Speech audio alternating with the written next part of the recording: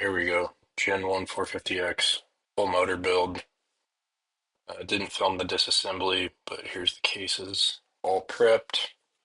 Tranny bearings, new main bearings. Gaskets removed. New main seals. Ready to go.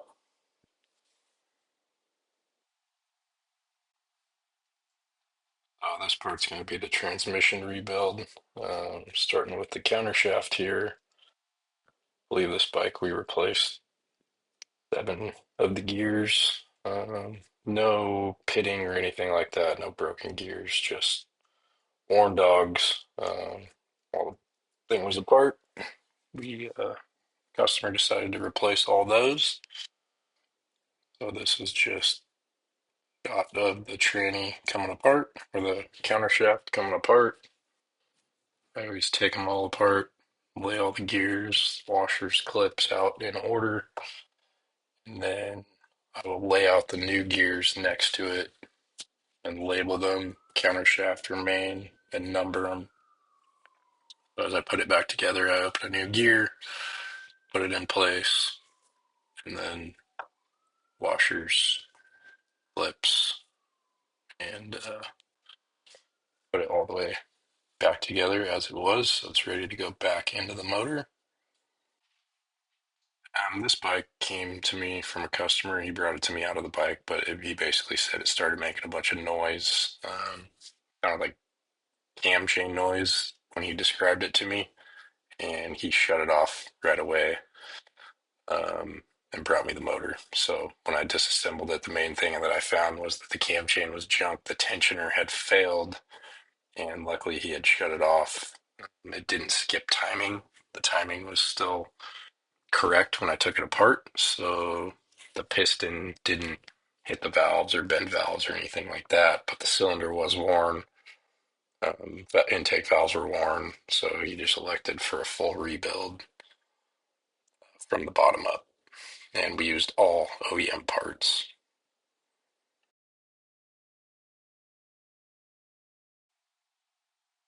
Okay, now that we got the counter shaft just about all back together, um, it's time to move on to the main shaft here of the transmission, and same thing.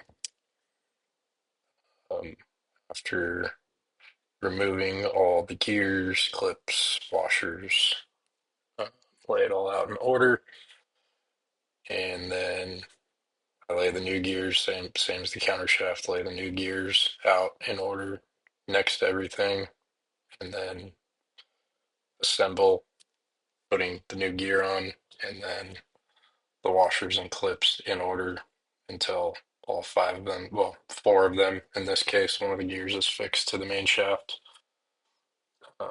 Lay them all out, put them all on, and if you get lost, you can always bring up the microfiche, or if you have a manual, use that. It'll kind of keep you on track if you forget where a washer went, or you fingers move something across the bench and get confused on where you are. Just always use those resources, microfiche. Motosport or any online retailer has the microfiche for any bikes. You can always go back and reference that. If you don't have a manual, you can see in this video every part that I'm using. We're working on the tranny now, but you'll see as I go through, every single part that we're using is an OEM Honda part. I am a big fan of OEM Honda parts. Built tons of these Gen 1 450X motors over the years, and even the race bikes, while they may not be stock, they're still OEM parts. We used to build these bikes with R heads and R cams and R carburetors, and it was all OEM stuff. So there are tons of good aftermarket resources out there. Um, People that want to save money, they want to rebuild their kids' bikes, especially these 4 strokes. There's, Hot Rods and these different companies that make pretty complete kits. They obviously don't include any of the transmission stuff, so you always got to go OEM there, but they do they do a pretty good job with bearings, main bearings, water pump rebuilds, cranks, pistons, cam chains, that kind of stuff. They really just don't include like clutch, valve train, or transmission stuff. So those are options, but my recommendation to all my customers is always OEM, a little more expensive, but in my opinion, you just can't beat the durability of the Japanese made stuff. So you'll see every part in this video coming out of a Honda box or a Honda package. But I will rebuild motors with aftermarket stuff.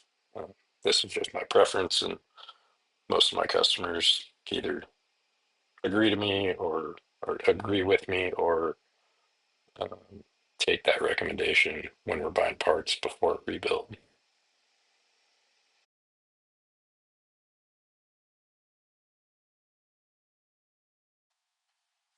All right, so training is complete. I missed filming dropping in the new crank. You can see the crank set in the bike there. It's a four-stroke. They drop right in super easy. Um, as you've probably seen so far, I use Maxima assembly lube on just about everything.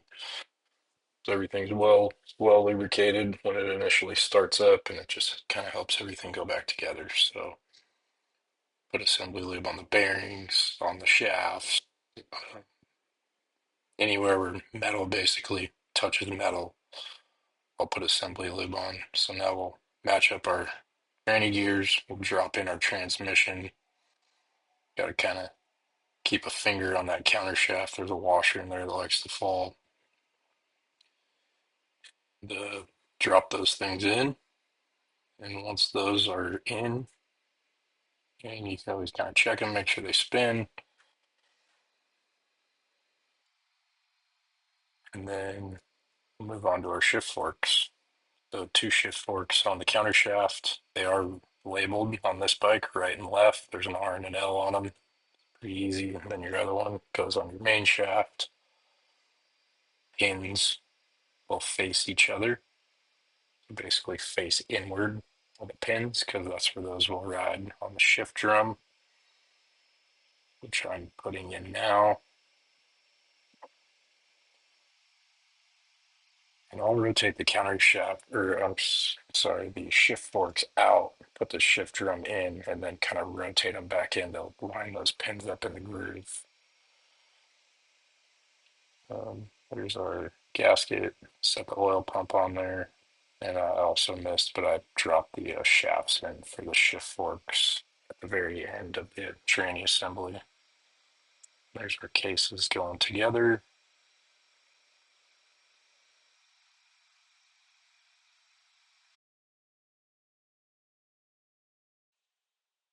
Okay, now that the cases are together, we're going to start attaching them with all the hardware.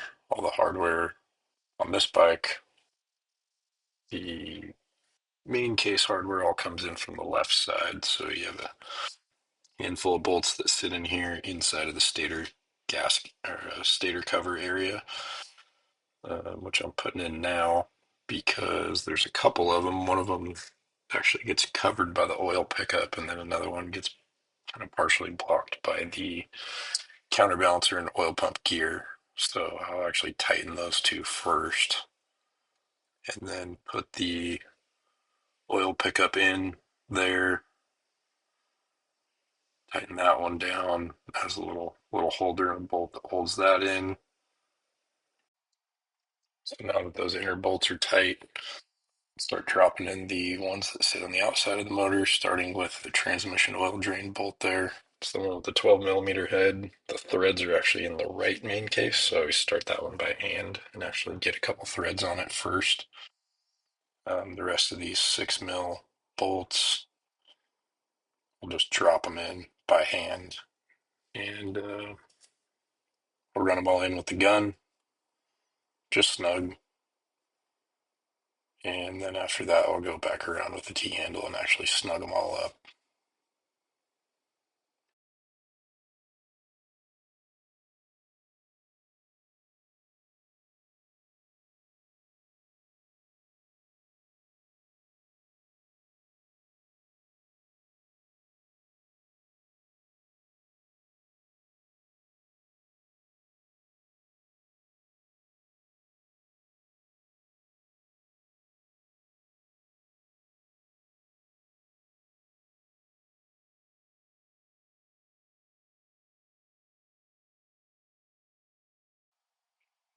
Okay, now we're gonna put on the grab gear for the oil pump.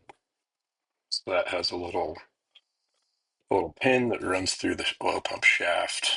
The gear interfaces with that pin on the back of it, and then a snap ring holds it onto the shaft there. You can see the snap ring getting put on. Then the counterbalancer goes in. Kind of goes in kind of funky, kind of only goes in one way, but we'll align that when we get to the right side. There's one case bolt that I didn't put in, and that's the one that has the little holder that holds the clutch arm. So since I popped all the seals out of these cases when I prepped them and cleaned them, I'm lubing up the clutch arm seal there and sliding that in. It goes in from the top. And then there's our clutch arm, and that little holder sits in a groove on that clutch arm. And once that's all in, then the last case bolt gets tightened there. And when I get all these OEM parts, I'll actually label them. You can see that one. It's the shifter on it. So uh, I'll make sure I have all the parts and then I'll label them, kind of just like I do to the training gears. It's a little bit of work on the back end, kind of on the computer, looking at the microfiche and writing what the parts are, but it makes it a lot easier on assembly. So we made sure that oil, transmission oil drain bolt was tight. It had a new crush washer on it that we got from our Bolt motorcycle hardware kit. Now we're going to put the cam chain in, put that in, get it on the gear on the end of the crank there. Counter shaft seal already labeled. I use Maxima assembly grease or their assembly lube. Kind of either. They both do the trick. I like the grease a little better on the oil seals, but sometimes if I have the assembly lube nearby, I'll just use that. But the grease is nice for the seals, and the lube is a little nicer for putting on the bearings and any gears, cylinder walls, things like that. Now, once the oil seal's in for the counter shaft, we got a new D-ring. It goes on the inside of the counter shaft collar there. Slip that over the counter shaft, and that's it. And then last thing we're going to do here is put on our little cam chain guide plate that bolts into the case. We Loctite that bolt there, and that's just a short 6 mil bolt. It's not a case bolt. And then this side's pretty much buttoned up until we get to the flat wheel. It's time to crack the right side cover. So we're going to do the water pump. What I didn't show is loosening the impeller, which I'll usually do with an impact with the right side case on the bike so that the water pump shaft is interfaced with the counterbalancer. So that allows you to loosen the impeller. Take that out in our washer, pull our shaft out. We're going to heat up the inside of the case just a little bit to get that bearing out. Let's get that a little warm. And then it's a blind bearing remover. This is a Motion Pro one. Drop that collet in there. And it slide hammers out pretty easy. And then once that's out, we can pull out our oil seal. And then about this time, my kid who was home from school from sick came out and wanted to kind of check out what I was doing, so I just left that audio in here.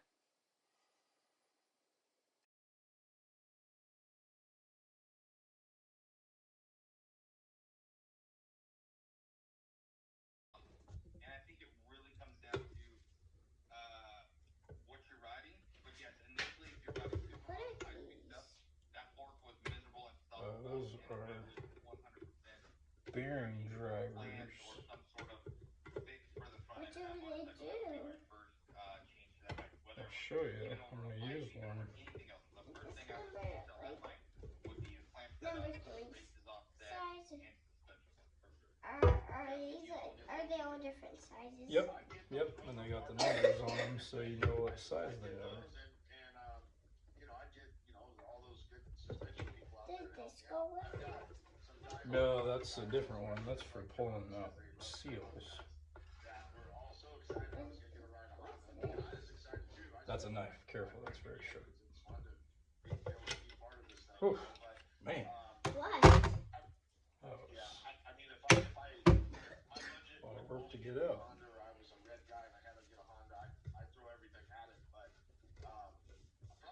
That doesn't come.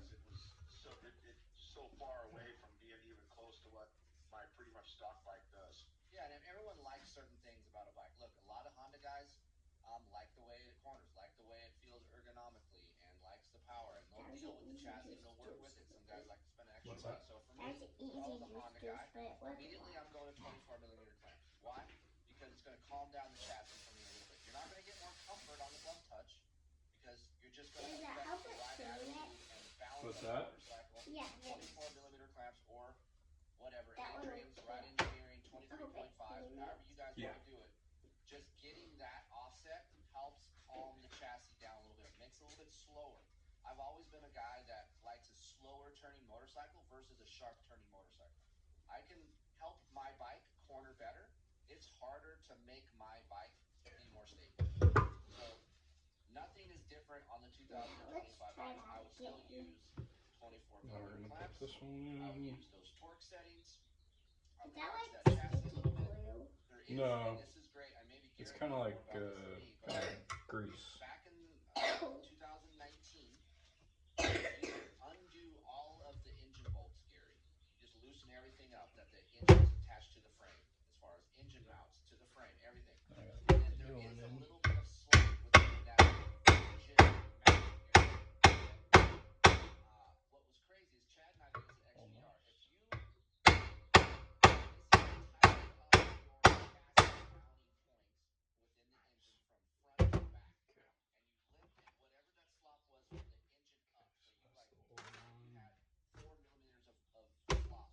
If you This motor has been here forever. And then tighten that front engine. Thanks a lot. And then work your way back. What bike is it for?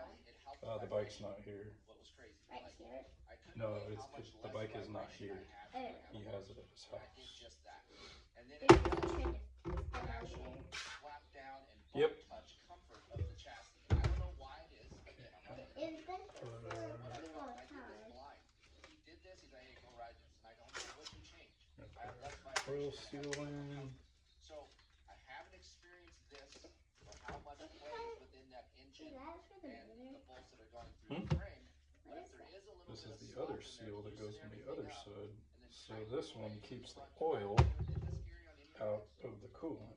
I never did that on any of my bikes. The only thing I ever did was back, I think, same kind of year, 19. We So we're pull gonna that. push There's this in. pull one bolt out of the frame mount. Dad, is that baby blower for Mom's Yeah, it would make a massive difference. Oh yeah. Like When you guys are drying it. I haven't experienced what Yeah. you're describing, but I do like small changes when it comes to anything. I feel like So now we got our oil seal it in. makes a big difference. This one is to keep the coolant from leaking out. This one's to keep the oil from getting in the coolant. I never went down that avenue enough, probably. That old one's trash. Well, that's because you're And actually then we winning got our old championships. bearing. That one's trash. Already got a new bearing on That's what here. I do for a living. Dipped off. I wasn't winning anything. Well, yeah, I mean, you hit kickers and get free shit. We know that. I mean, that's Well, free shit's not making money, so. no. But that's just something I would do if I was a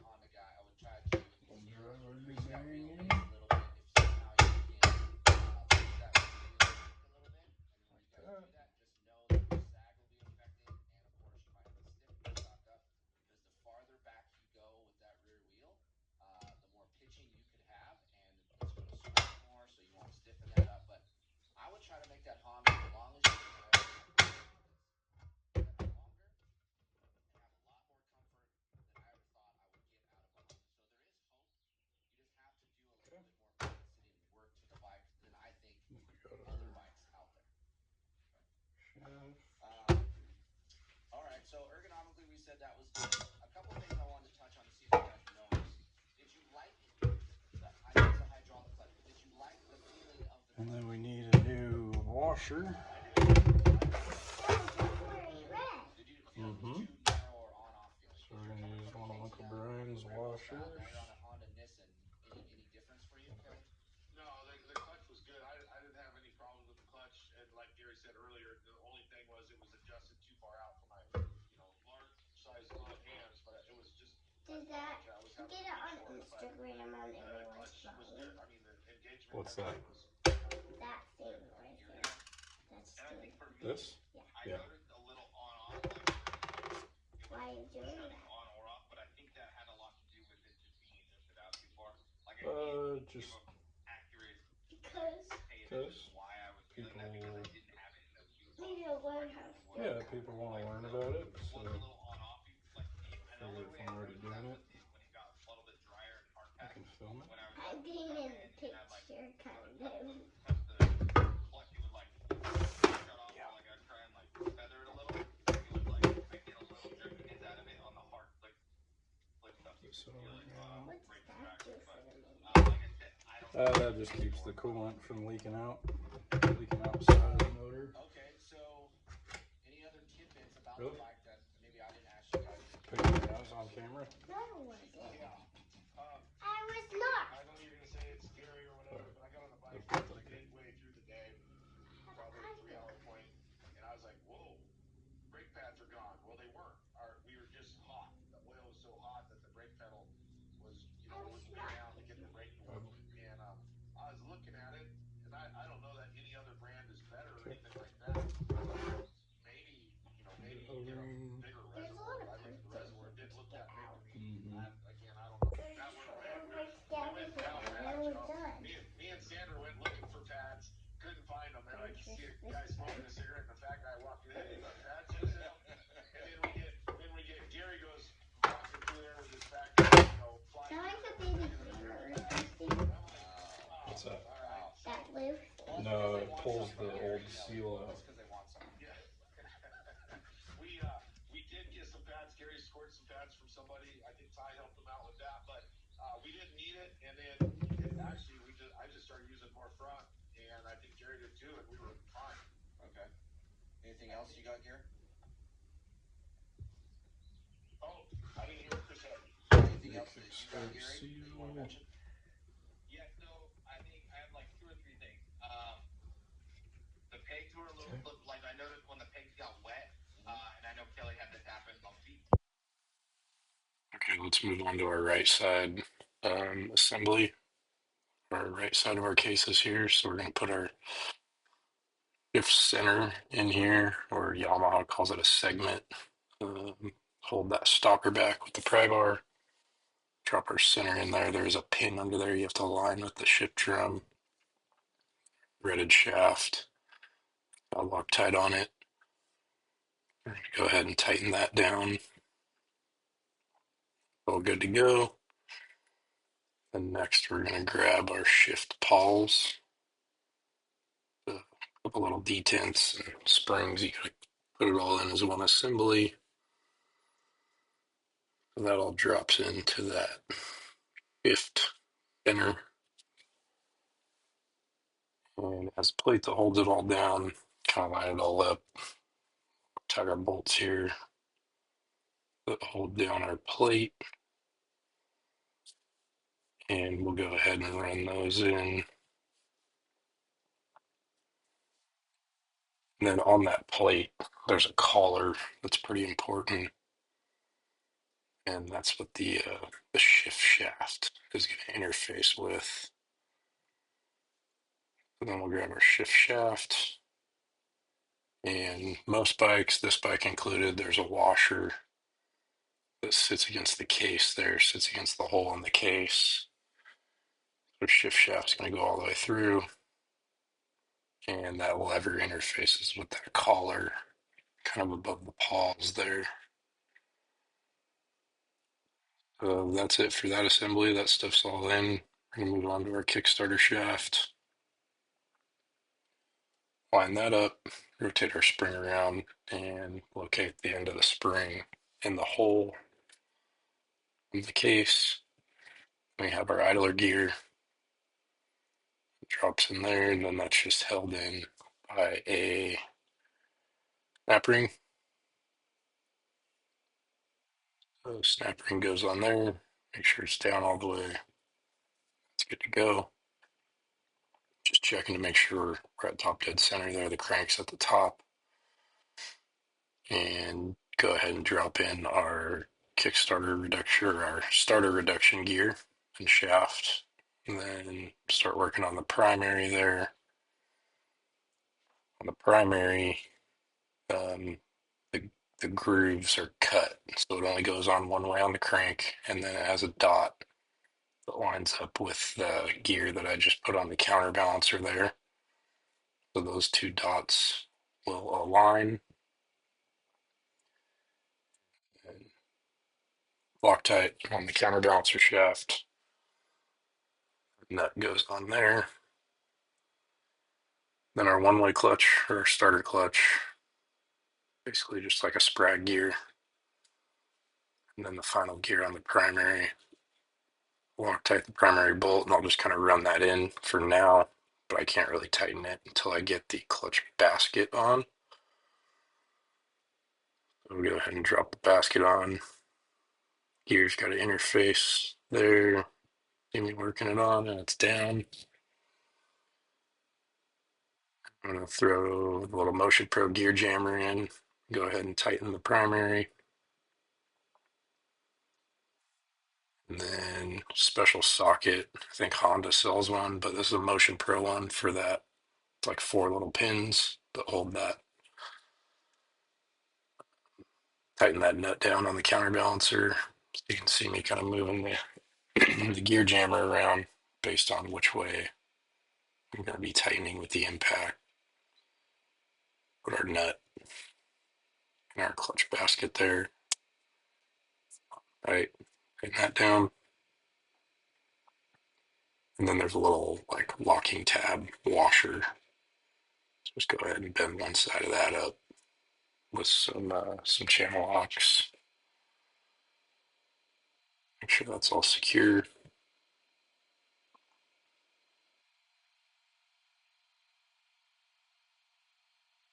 Our clutch shaft, and wiggling the clutch arm on the other side to make sure that was interfacing correctly. Drop in our clutch springs, our pressure plate, and I always start these by hand just because you got to put a little bit of pressure down on the clutch springs to get them started. And that inner clutch hub is just aluminum, so make sure they're started correctly before I run them in with the gun. Like everything with my little 3/8 gun here, I'm just running them in snug. And then I'm going to go back around and torque these with my little 1/4 inch torque wrench here. Torques 8 or 9 pounds. And I have a chart for most bikes, a torque chart that hangs up on the cabinet in my garage for most common bikes that I work on. So this N1 450X is definitely on there. Once we have those all torqued, we can go back over to our left side. It's a little easier. So I'm going to put the key in on the end of the crank for the flywheel. Drop the flywheel on there. Give it a little tap to push that key down, a little Loctite on the threads, and then run our nut in. This is basically impossible tighten until you have the right side all buttoned up. So I had the gear jammer in on the other side. You can see me taking it out there. That way nothing spins. I tighten the flywheel down. That's all good to go. And then that's basically it for the bottom end besides the covers. So we're going to put the left side cover on, the gasket, the two dowels. Gotta kind of line this thing up before you get it too close because the flywheel is magnetic, so it wants to kind of get sucked on there. Sometimes it can throw your gasket off a little bit. I had the dowels in the cover. Normally I put the dowels on the case, so it's fighting me a little bit here. I just got lazy and did not pull the dowels out of the cover here, but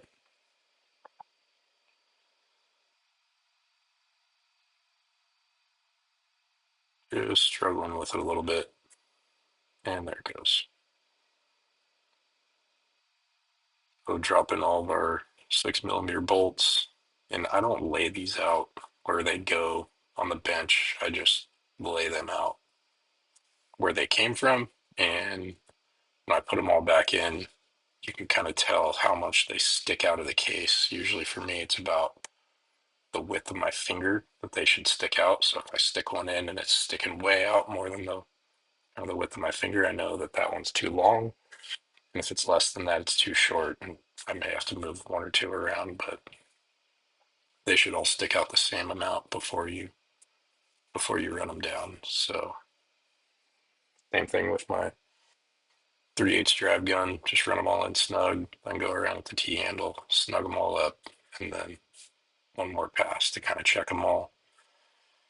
And then the last left side cover bolt is actually the engine oil drain bolt. So the crush washer was hammered. Grab our bolt hardware kit, put a new aluminum crush washer on there, and then run that thing in.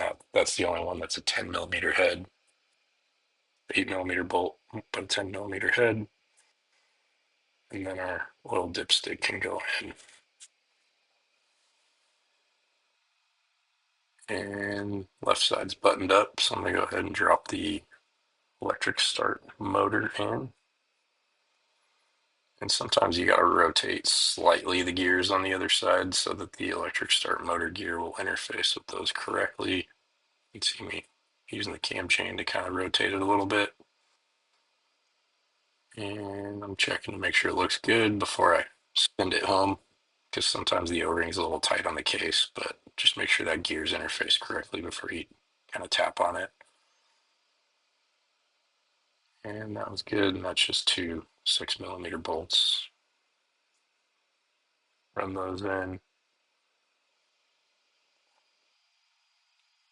and that thing's good to go. Okay, time to throw the right side cover on. So there's our gasket. There's three dowels on this side. One of them's for the coolant, that big aluminum one there with the O-ring around it, and then two smaller ones.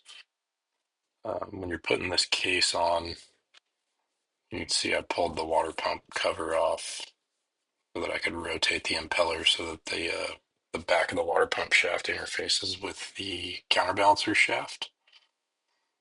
I'm going to go ahead and put that back on. What I didn't show in the video is actually tightening that water pump impeller. You can just use the counterbalancer shaft to hold it. So that's on, and the water pump cover's back on. So now we're just dropping in all of our case bolts. Same thing. I just have all of them together and drop them all in. And I kind of know which ones are a little longer. The ones that go through dowels are slightly longer. Most of them are all the same length, but I just make sure that I kind of have that one finger's width before I run them in with the gun, and then just go around in a pattern with the T-handle and snug them all up. And once that's done, our bottom end is complete. That concludes the bottom end portion of this video. and I'll release a part two with the top end assembly.